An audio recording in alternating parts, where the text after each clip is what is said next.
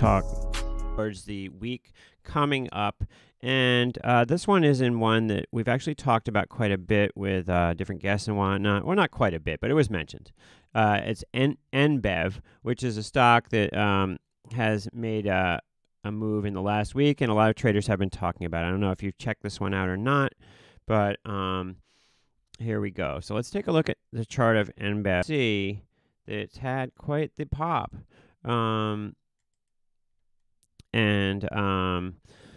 So that's kind of the story. It went from like 1.5 all the way up here to 5 and change. Okay. Now, I found this trade because I looked at my always popular site to me called barchart.com. So if we go to barchart.com here, and what I looked at here was I went to the options screen, and this time I looked at naked puts. So thinking about, now when you're selling a naked put, it's in the sense the same thing as selling a covered call, with whatever the strike is being that you're essentially short a put at that level.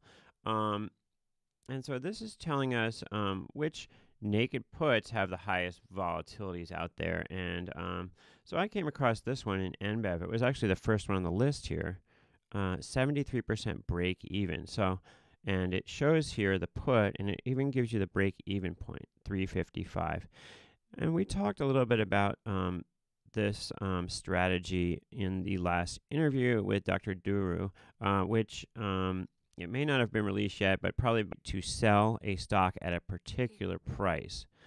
So, but if you're selling it, then you have the obligation to buy a stock at a particular price. So it can be a little bit confusing at times, but let's just take the 5 put here, for example. The 5 put, if you own a 5 put, that means that you can sell this NBEV stock at $5 no matter where it goes to. Now, you know, if the stock's 10, it's pretty worthless, because you having the ability to sell the stock at 5, if it's trading 10, everybody has that ability. Everybody can sell it in the open market at 10. However, if the stock goes to $3, then it's worth some value to be able to sell the stock at 5. And so in this case, these puts, because we've had such a huge run up, the 5 puts are bid up, and that kind of means that, well, although in this case it's the 5 put that we're talking about, and it allows whoever owns it to sell the stock at 5, the actual price, the actual break-even price for this is the strike price minus the cost of the put. So if you have the 5 put, if it were free, then the break-even would be 5. If the 5 put costs $1, then the break-even point is 4. You see how that works? So whatever the premium for the put is, reduces the break-even by that much. So in a way, let's say, for example, that you decided in your mind that, well, I like NBEV, but I don't really want to buy it for $5.86 here where it closed. But if it got down to like $4, I would want to buy it.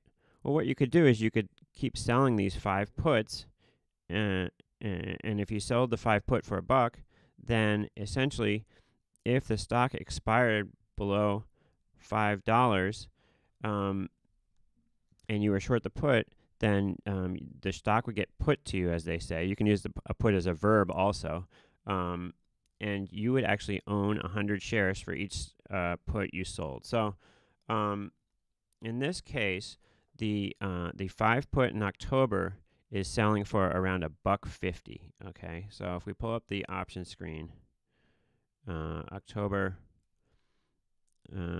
we see $1.45 bid at $1.50, and I put up the screen here with the open interest, because if there was 0 open interest in this, then you might have to say to yourself, well, it might just be a closing mark or something. But here we see there were 916 puts that traded on Friday, and in this case, I guess you could say the quote-unquote worst thing that could happen to you by selling this put, the best thing that could happen to you by selling this put is it just goes out worthless in October, and you collect $145 for each one you sell. Okay?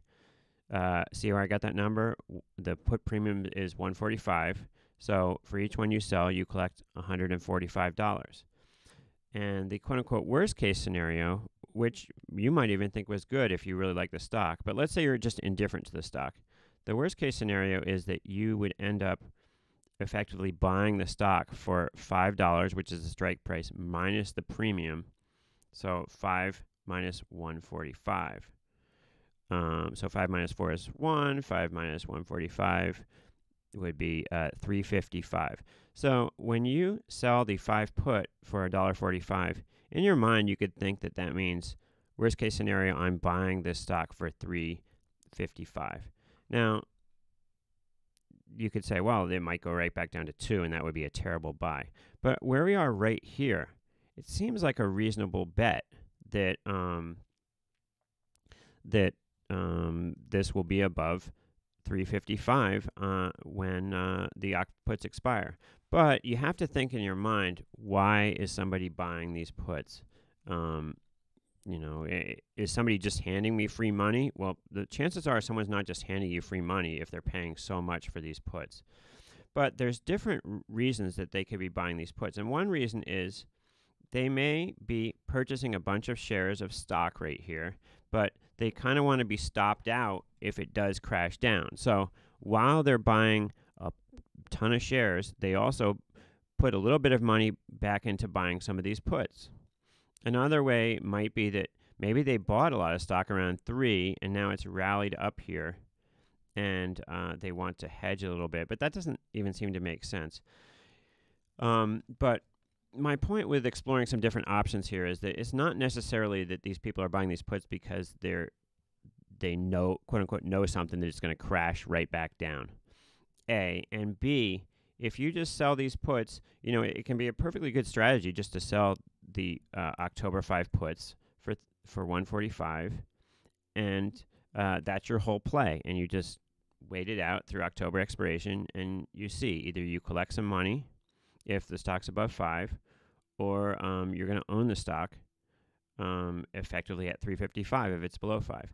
However, another thing you could do is you could somehow hedge this trade. Okay, if you sell these puts, it's effectively getting you long. So you could do something against it that would flatten out your delta a little bit. So let's see what we could do against selling these puts. Well, I mean, you could sell some out-of-the-money calls. You could sell some, let's see, OCT12 calls, maybe. Stock's around 6. You could sell the OCT12 calls. Maybe you could get those sell those for,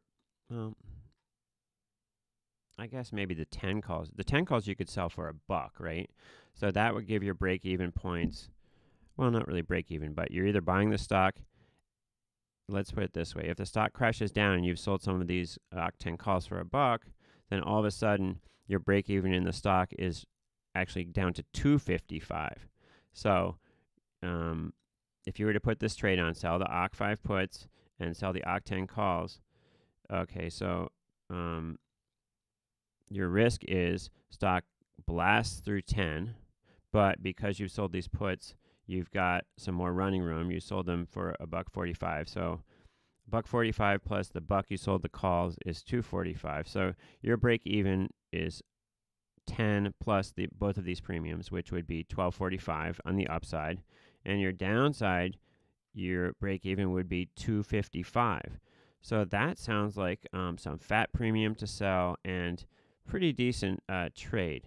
Now, you would want to check and see. I wouldn't want to sell too many of these 10 calls with the way some of these things have been exploding lately. But this looks like a very interesting trade for me, and I think I will put it on a little bit. Sell a couple of these sell a couple of these puts for $1.45. Now, the other thing that a lot of times people don't discuss when they're looking at an options trade is there's time between now and expiration to do stuff if it starts moving in a certain direction. So, for example, if I sell let's say stock opens right here on Monday, I sell a few of these puts. Okay, if a week later, maybe the stock hasn't really moved and the puts are way cheaper, I can just buy them back. the best hedge against selling an option is to buy that same option back for lower. Same with if you buy an option. The best hedge against buying one option is selling that exact same option at a higher price. But if this starts to creep down, maybe you get more aggressive at selling a couple calls, upside calls against it, or maybe you sell an at-the-money call against it just to cover a little bit of your long deltas. So there's stuff you can do against it. What I like to do is to start by finding a trade that's interesting, like this one, selling the October 5 puts for $1.45, and then execute that trade, and then start to craft a position. Then pull up my option screen as I follow this. I'm engaged with this issue now. Pull up my option screen, and as we move, see what's out there that's interesting to me. Let's say, for example, this stock started to rally. I sold these puts, and it starts to rally. It rallies quick. It goes to 8 right away. Okay, well, I might want to lock in some of my profit. Maybe I look to buy the 7 puts. You know, if this rallies to 8, maybe the 7 puts get down to like $2 or something. Or maybe it goes to 8 or 9. These get down to $2. So then I can leg into a spread. I've already sold my 5 put for $1.45, and then it goes my favor. So maybe I buy some 7 puts, and now I've got this $2 spread on for maybe 50 cents or some number like that, and that's going to help hedge my long delta a little bit. But it all starts with doing something small in some issue, and you can go from there and start to craft your position and start to move stuff around. So that's just a brief idea, and the idea would be to sell the October 5 puts in NBEV on Monday morning for $1.45, and work from there. It's a very high vol trade. It's also a high percentage trade as far as the stock has to move 73% against you to the downside for it to go through break even. So seems like an interesting thing to me. Tell me about some interesting trades that you happen to see, and we can compare notes. Okay, so thanks again for watching, and I will see you next time. As a young man, I really didn't know what I wanted to do with my life. On my friend Mike's recommendation, I moved to Chicago and began as a runner on the trading floor.